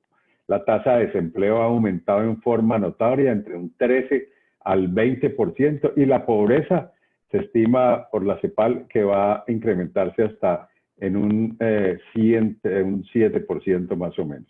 De hecho, en la pobreza, los estimados de la CEPAL hablan de cómo aumentarán la pobreza en unos 28.7 millones de personas, lo cual implica que habrán 214.7 millones de personas pobres, un 34% de la población de la región, y cómo la pobreza extrema, esa pobreza denigrante que todos vemos diaria y cotidianamente, donde están también muy afectados por la COVID-19, se incrementará prácticamente en 15.9 millones de personas para tener un total en pobreza extrema de 83.4 millones de personas. De manera que los grandes desafíos están concentrados en estos puntos esenciales. Vamos a mejorar la inversión en salud, vamos a mejorar la inversión en promoción y prevención de las enfermedades, mejoraremos las estructuras de salud. Ahora estamos corriendo a llenar el espacio que necesitamos para atender los pacientes críticos de COVID, aumentando la capacidad de las unidades de cuidado intensivo y ventiladores y toda esta cosa, y vamos a quedar muy bien allí. Pero esto no es el punto que nos va a resolver cómo vamos a manejar y cómo vamos a preparar mucho mejor los sistemas de salud. Tenemos un desafío muy grande en los sistemas de vigilancia, en los sistemas de diagnóstico, como ya lo vimos también expresado por nuestros colegas del panel, y que se vea en toda la región, ¿cierto? Y esto afecta enormemente los datos y manejos de la información que nos sirve para poder establecer las políticas claras y coherentes basadas en la evidencia científica. Hemos tenido avances importantes y logros importantes en el conocimiento doloroso de cómo trabajar juntos, cosa que no es muy frecuente en nuestra región. Siempre estamos hablando de la importancia de los programas transversales, de los programas intersectoriales, porque la salud y los problemas de salud son simplemente un reflejo de toda esa falta de interacción entre los diferentes actores que tienen que ver con la salud y el bienestar. La salud es un aporte al desarrollo, y mientras más salud tengamos, más desarrollo. Y nosotros lo vemos un poco al revés, lo vemos es como una consecuencia del desarrollo, ¿verdad? Que si no invertimos en ser más sanos, pues el aparato productivo no va a tener esas personas sanas que necesitamos todo el día o todos los días en el aparato productivo de los países. Conocemos enormemente, el conocimiento sobre el virus se ha aumentado en forma exponencial, y digamos que los países han mejorado esa capacidad de vigilancia y esa capacidad de respuesta, pero aún sigue siendo muy precaria en la gran mayoría de la región de América Latina. La promoción del autocuidado es otro de los logros importantes, pero esto es un mensaje que no puede ser únicamente durante una fase pandémica. Debemos pensar hoy en día, y esto es un llamado a la reflexión, ya debemos estar pensando en la fase post-pandémica. A pesar de que todos los países todavía estamos en este tejemaneje del COVID-19 diario, y viendo si la curva va a caer y si la mortalidad va a descender y si llegamos al pico, etcétera, etcétera. Ya los países deberíamos estar pensando en la era post-pandémica, que va a ser muy crítica con todos estos elementos que acabamos de mencionar. Tengo una última reflexión, y es la deuda pendiente. Realmente sí aprendimos varias lecciones que podemos implementar en la era pospandémica, y vamos a tener un mundo mejor, vamos a ser más condescendientes y a compartir, vamos a disminuir esa brecha social y esa brecha económica de nuestras poblaciones. Hemos tenido pandemias anteriores, y mi pregunta siempre es esta: ¿qué hemos aprendido además de lo biológico de las pandemias anteriores? Y la respuesta es muy clara: muy poco, porque si no, no estuviéramos en la crisis que estamos viviendo ahora. Cuando decimos que aprendimos mucho de la pandemia del 18 de influenza, que mató 50 millones de personas, después de las otras pandemias que han venido, de la pandemia de influenza en el 2009, de la gran epidemia del Zika y del manejo de la arbovirosis. Yo me pregunto, si hubiéramos aprendido realmente lo esencial y lo elemental de cómo invertir en disminuir esas brechas sociales y prepararnos para un mundo mejor, no estaríamos en estas circunstancias. De manera que yo espero que esto no sea lo que suceda a partir de ahora, y por eso la reflexión es muy importante, de empezar a pensar en la post-pandemia. ¿Cómo vamos a crear un mundo diferente desde ahora para evitar que, no solamente evitar el impacto negativo de las otras pandemias, sino que de estas lecciones aprendidas podamos realmente tener ese mundo mejor y esa nueva normalidad que todos esperamos? Un punto importantísimo que viene ahora precisamente es la gran discusión de las oportunidades con la vacunación. Entonces, sabemos que hay 200 casas tratando de producir vacunas, pero tenemos que tener claridad cómo vamos a utilizar estas vacunas, cuáles son las personas que deben vacunarse, cómo debe recibirse la vacuna, cómo debemos luchar contra los movimientos antivacunas que ya se están preparando realmente y que están haciendo ya ruido de que esto es una vacuna nueva, que tenemos que esperar más bien que se vacunen otros para nosotros vacunarnos, que estas vacunas son hechas, quién sabe con qué tecnología, porque los tiempos de producción de las vacunas se acortaron de 5 o 6 años a 1 año, inclusive las mentiras piadosas, como en estos días que decían que a través de la vacunación se le iba a inyectar a la gente unos chips para poderlos manejar y manejar las grandes potencias a las comunidades, o que la vacuna que tiene la COVID, para la COVID-19 es simplemente un placebo para poder disimular toda esta crisis que se está viniendo. En fin, ya empezaron los mensajes negativos alrededor de esto y tenemos que tener mucho cuidado. De manera que mi invitación es a pensar ya en el mundo post-pandémico. ¿Cómo vamos a estar manejando el mundo post-pandémico? ¿Cómo vamos a ser mejores? ¿Cómo todas esas lecciones aprendidas que ustedes dolorosamente lo aprendieron en los países y nosotros también en los nuestros, vamos a recogerlas y hacer un mundo coherente y mejor para todos? Muchas gracias. Muchísimas gracias, Carlos. Muy buen resumen, y tuve una pregunta preparada, panelista, que por parte ya contestaste, pero podemos hablar un poco más sobre esto. Tenemos unos 10 minutos más, entonces si los participantes tienen una pregunta, que lo usan lo de Q&A y para las preguntas para panelista. Mientras, lo que estoy pensando que con todos los conocimientos que tenemos ahora en los últimos 6 meses, y es obvio que no estuvimos preparados para la pandemia, ¿qué harían diferente si tenemos todo ese conocimiento y y podemos volver con el tiempo. ¿Qué harían diferente en sus países, América Latina? ¿Y cómo nos preparamos mejor para la siguiente pandemia? Porque es obvio, algún día, si superamos este, lo vamos a superar, vamos a enfrentar otra pandemia, otro virus o cualquier cosa.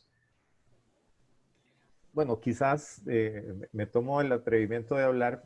Yo creo que, vamos a ver, que tenemos que pensar en que las pandemias pueden existir y nos pueden afectar. Yo creo que tal vez nos tomó de sorpresa porque no estábamos preparados para una cosa como esa, a pesar, como dice don Carlos, de que hemos tenido otras experiencias, pero parece que no hemos aprendido lo suficiente. La otra es que creo que tal vez nos hemos tardado en tomar muchas decisiones.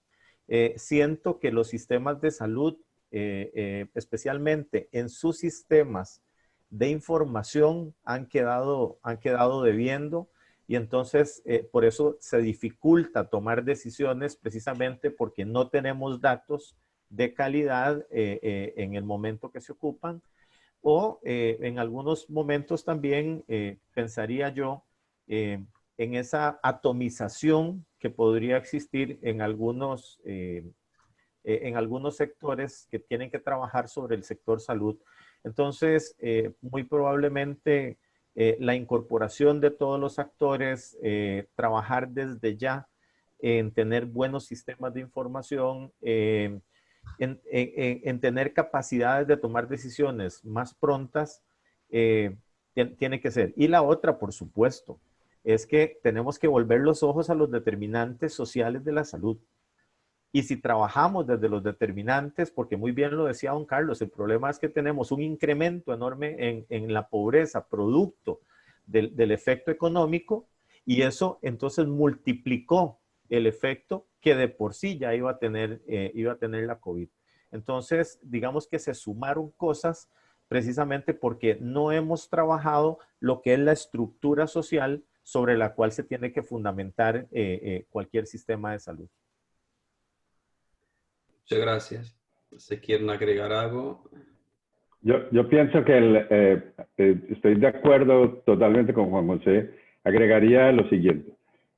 Es muy importante tener un liderazgo en la política del país y que los gobernantes, tanto federales como estatales, tengan claridad en los mensajes a la comunidad y haya una sola política para el país.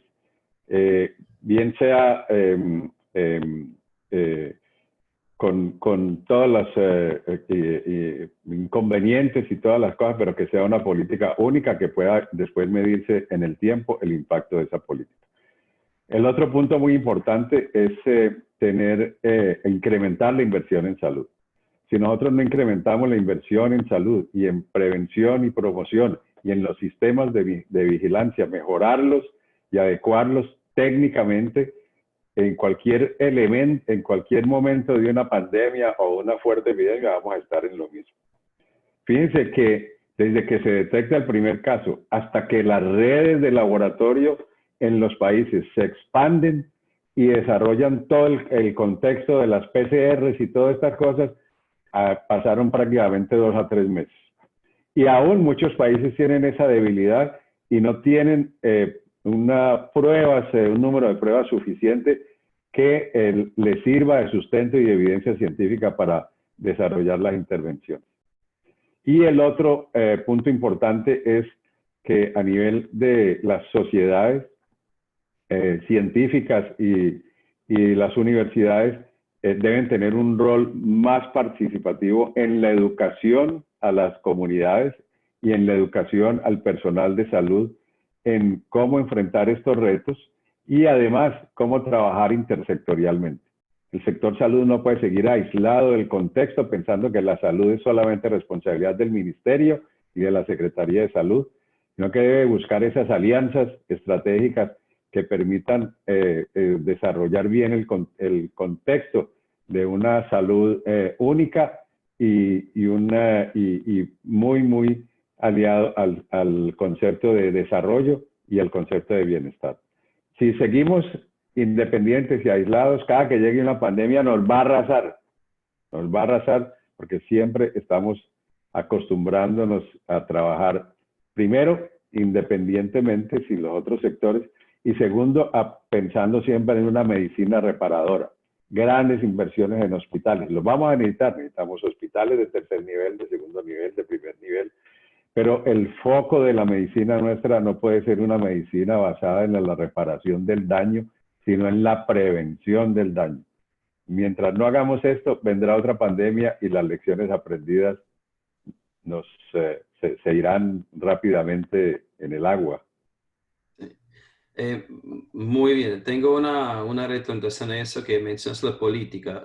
Los países lo enfrentaron de maneras muy diferentes. Por ejemplo, Brasil, Estados Unidos, hay una desconexión total del sistema de vigilancia, del sistema de salud y las políticas, que la evidencia no sirve para tomar decisiones para la salud y sobre la pandemia. Mensajes muy diferentes por parte que, bueno, es un año electoral acá. Brasil es muy similar. Después, otros países como, por ejemplo, Colombia, Medellín, lo que escuché hoy, es muy diferente, que se alimentan del sistema de vigilancia que tienen la política después para tomar decisiones. Y eso no existe en el país donde yo vivo en la actualidad, lamentablemente. Y eso es una de las cosas que es poco difícil cambiar en este momento. Bueno, lo podemos cambiar en noviembre, pero es difícil Esperemos. cambiar esas cosas. Y eso es, el mismo Brasil enfrenta una situación muy similar en este aspecto. Sí. No sé si Rodrigo quiere agregar algo. Y después hay dos preguntas en el panel también. Solo agregar lo que tú mencionabas, Noel, de dejar de ver el dato, la captura de un dato de vigilancia epidemiológica como una actividad burocrática. Y también muchos de nuestros sistemas de vigilancia han convertido al dato en una especie de tótem o de Dios, en donde hay que capturarlo como sea y nos olvidamos que en realidad es simplemente un insumo para informar la toma de decisiones. Y yo creo que eso de alguna manera va de la mano también con sistemas políticos demasiado clientelares, en donde muchas veces se le da más importancia al peso electoral, favorable o desfavorable, que pueda tener la información, en lugar del verdadero impacto social que pueda tener el ser lo suficientemente transparente. Yo creo que el manejo de muchos de nuestros países en la región ha sido un manejo de desidia, incluso a veces de ocultar cifras para evitar costos políticos. Y eso a la larga ha tenido graves consecuencias. Y hay que pensar, sí, en los aspectos de financiamiento, pero el financiamiento va de la mano también con el cómo estructuramos los sistemas de salud. El cómo están organizados y cómo están estructurados depende también directamente del financiamiento. Y en escenarios como los que enfrentamos, en donde tenemos espacios fiscales muy reducidos, hay que ser mucho más conscientes del uso juicioso de los escasos recursos y la optimización de la inversión en salud. Y lo último es que también tenemos que incorporar estos elementos de mercadeo social y de transformar nuestros mensajes, porque creo también que lo que estamos viendo en la mayoría de países es un fenómeno de fatiga o de desgaste por parte de la población en torno a mensajes que son demasiado repetitivos y tal vez no han calado lo suficiente. Así que ahí habrá que ser creativos y lamentablemente nosotros todavía no tenemos las respuestas. Muchas gracias. Y Pablo Andrea tiene también una pregunta a los panelistas. Adelante, Paula. Realmente, más que una gran pregunta, es una reflexión que me queda de este panel y que me motiva a, digamos, a dejarla en voz. Y es básicamente, el doctor Espinal nos hacía una invitación y nos decía que deberíamos despertarnos de esta pandemia con un mundo mejor. Yo creo que ese es un llamado realmente importante y clave que nosotros tenemos que empezar a realmente tener en cuenta, a abogar por él, a trabajar desde todos los rincones, porque si bien es cierto, es una pandemia que nos ha azotado a toda nuestra humanidad entera en los últimos 6 meses, también es una pandemia que nos demuestra que a pesar de la desnudez tremenda que nos deja, de cómo nuestros sistemas de salud están fragmentados, de cómo nuestros sistemas políticos no están muchas veces al servicio de lo que deberían estar y es de la población, a pesar de que nuestros Nuestro mundo en realidad todavía carece y adolece de tantas cosas. También nos muestra cómo podemos conectarnos, cómo podemos hacer alianzas, cómo podemos aprender.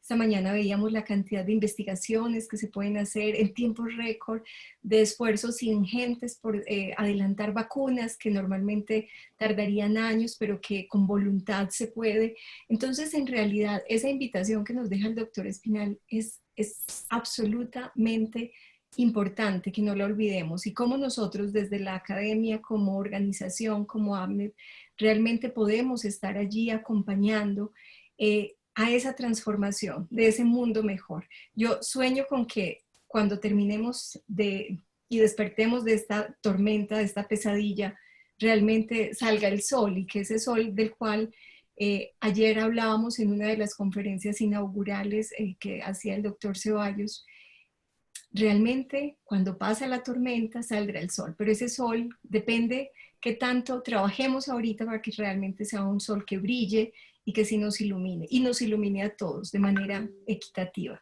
No que tengamos estas brechas enormes de inequidades que vemos día a día, y esas brechas de determinantes sociales, esas faltas y esas deudas históricas, tenemos que ayudar a subsanarlas. Entonces quería simplemente agradecerles, muchas gracias a todos. Muchas gracias, Pablo, Gracias.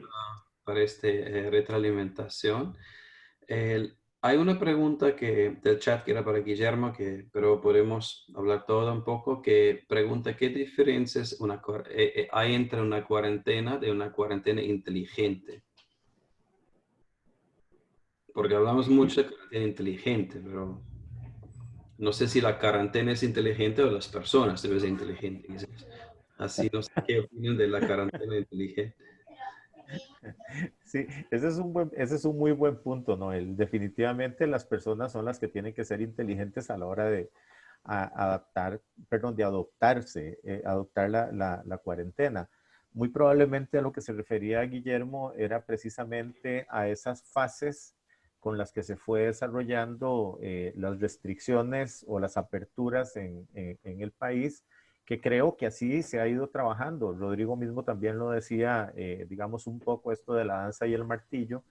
En algún momento para Costa Rica, a mí me decían, cuando estábamos comenzando en julio, con ese crecimiento exponencial, y entonces me decían, bueno, ¿y qué hay que hacer aquí? Yo digo, bueno, aquí es martillo y candado, ¿verdad? Porque tal vez había que ser bastante más severos para cortar en ese momento el crecimiento tan fuerte que había. Lo que pasa es que ya teníamos 4 meses de pandemia, de epidemia, perdón, la gente estaba cansada, la gente está necesitando trabajo, hay una realidad que no podíamos negar y había una enorme presión por reabrir actividad económica. Entonces, teniendo un sistema de salud, perdón, de prestación de salud tan fuerte, prácticamente se dejó que creciera la cantidad de casos mientras el sistema hospitalario pudiera, vamos a ver, pudiera recibirlos, pudiera atajar esa cantidad de casos. Pero sí, muy probablemente a lo que se refería Guillermo era a esa administración de los riesgos por medio de la cuarentena con aperturas y con cierres de ciertas actividades. Perfecto. ¿Y Paula? No, quizás simplemente para complementar la respuesta de Juan, es algo parecido a lo que pasó en Colombia. Aquí el término fue súper sonado, aquí el término de cuarentena inteligente fue muy mencionado. Sí. Y básicamente se debió a los modelos, digamos, matemáticos, tiempo CIERB, como nos mostraban en esta mañana, CIERB-Berland, o a otro tipo de modelos, casi siempre basados en CIERB, y lo que presentó esta mañana nuestra investigadora Lina Ruiz, básicamente fue estrategias como, digamos, estrategias de apertura y cierre, tipo acordeón, 3-4, 10-4, etcétera, que han demostrado de alguna manera tener algunas injerencias en la velocidad y en la tasa de transmisión, específicamente afectando el RO. Así fue como lo entendimos en Colombia. Puede ser que en otras latitudes lo entendamos distinto, pero a eso llamaron aquí cuarentena inteligente, aperturas y cierres. Muchas gracias, Paula. Hemos llegado tal vez adicionar un punto importante, y es en la cuarentena inteligente, como se conformó en Colombia, vino también el otro contexto de cómo empezar a abrir la economía, que no es solamente abrir y cerrar para contener el virus, sino cómo manejar ese balance entre lo económico, lo social y las tendencias de la pandemia, ¿cierto? Y allí pues vino todo un programa grandísimo de inversión social y de acompañamiento a las comunidades pobres, etcétera, etcétera, que también se ha hecho en otros países, pero que muestra cómo hay un panorama de coherencia entre todos los actores para poder tener una cuarentena inteligente que controle por un lado las tendencias del virus y por el otro lado maneje la reapertura y la recuperación económica y del empleo, etcétera, en forma casi que paralela, lo cual es bastante difícil, pero bueno, ahí vamos. Muchas gracias. Tenemos una última pregunta y creo que lo podemos combinar para las últimas palabras. Cada panelista le voy a dar la palabra para algunas últimas palabras. Y la pregunta de los participantes era, bueno, primero, excelentes aportación. El panorama que viene después de la pandemia es poco alertador y creo que debemos buscar estrategias que nos ayuden a prepararnos para disminuir las secuelas que ya se viven y las que estamos por venir. ¿Cuáles serían la recomendación para los gobiernos? Y eso es como la última pregunta que tomamos. Si quieren también cerrar cada uno con algunas palabras de cierre, bienvenidos. Recomendaciones para los gobiernos y para todos, ¿cierto? Cuando hablamos de gobierno, pues una cosa es el gobierno central, pero es una recomendación para todos, es que realmente empecemos a pensar en el mundo postpandémico. ¿Cómo vamos a estructurar cada país, cada realidad que tenemos para un mundo postpandémico? ¿Cómo vamos a hacer el mundo mejor? ¿Cómo vamos a compartir y a trabajar más en conjunto para reducir las brechas sociales y económicas que tenemos? ¿Y cómo vamos a mejorar los sistemas de salud e incrementar la inversión en salud en medio de la crisis? Porque no podemos, la crisis de la pobreza está proyectada con esta disminución del PIB a 10 años. Ahora no podemos tener la disculpa que tenemos que esperar 10 años para empezar a preparar la pospandemia y la recuperación de todos los indicadores. Entonces, ese es mi llamado. Muchas gracias, Carlos. Rodrigo, algunas... Yo voy a ser ahí un poco más político. Yo creo que los gobiernos tienen que pensar seriamente en que la salud es un derecho y como tal tiene que ser protegido a través de inversión pública fuerte y sostenida. Lo que hemos visto más bien es un debilitamiento de los sistemas de salud, desfinanciamiento y desvío de fondos más bien hacia un sector privado que en una política de arranque ha terminado lucrando más de lo que debería. Así que yo creo que también tenemos que pensar como gobiernos y como Estado, porque el gobierno es una parte, pero los ciudadanos somos Estado, en decrecer. No podemos seguir pensando en crecimiento eterno como indicador de éxito. Tenemos que pensar en decrecimiento, tenemos que pensar probablemente en desurbanizar, en destecnologizar, y yo creo que tenemos que volver más a las respuestas desde la comunidad y desde lo local, y no tanto respuestas demasiado verticales que provengan solo del financiamiento de los gobiernos. Muchísimas gracias, Rodrigo. Y Juan José, algunas palabras para cerrar. Sí, yo estoy completamente de acuerdo con don Carlos y con Rodrigo, pero creo que también parte de pensar a futuro en la pospandemia es pensar en lo que había previo a la pandemia y en lo que está ocurriendo durante la pandemia para tomar verdaderas lecciones. Definitivamente la inversión en el Estado Social de Derecho, que quizás es lo que decía Rodrigo de una forma muy, muy vehemente, tiene que ser que tenemos que prepararnos para tratar, yo diría, por ejemplo, de decrecer en esa diferencia odiosa que hay entre el quintil superior y el quintil inferior, pero con un crecimiento de los que están abajo para intentar llegarle a los que están arriba. Si la pobreza y todos los factores que están asociados con ella se convierten en determinantes fundamentales para los estados de salud, lo que tenemos que tratar de hacer es, como decía también don Carlos, es ofrecer salud desde la base. No se trata de mejores hospitales, no se trata de más laboratorios, no se trata de mayores cantidades de pruebas, se trata de gente más saludable, de mirar hacia la nutrición, de mirar hacia los buenos hábitos de salud, de mirar a tener suficiente agua potable, por decir algo, tener buenos servicios de acueductos y alcantarillados, pero también de que la gente vea hacia la nutrición, hacia el ejercicio, hacia lo que es la promoción de la salud en general, desde la misma escuela. Porque desde la primaria o desde la preparatoria, para que sea una cuestión transversal durante toda la vida de las personas. Fortalecer el sistema de salud es fundamental, entendiendo como el sistema de salud a todo lo que tiene que ver con salud en general, y no pensar en la salud como algo que es únicamente el resorte del Ministerio de Salud o de la caja o del equivalente a los prestadores de salud, sino a todo el gran sistema, pero no de forma fragmentada o atomizada, sino como haciendo uso de esa palabra que tanto se ha hecho ahora en tiempo de pandemia, como un clúster de salud. Muchísimas gracias. Y para cerrar este excelente panel, quiero dar las gracias a todos, a Juan José, a Carlos, a Rodrigo, también a Guillermo, que, bueno, ya tuve que irse. Excelentes presentaciones, excelentes aportes, también aprendí muchas cosas nuevas y les agradezco mucho en el nombre de AMNET para su participación y tiempo para asistir en este panel. Muchísimas gracias. Muy bien, gracias y fue todo un placer verlos. Gracias. Muchas gracias, muy amables. Y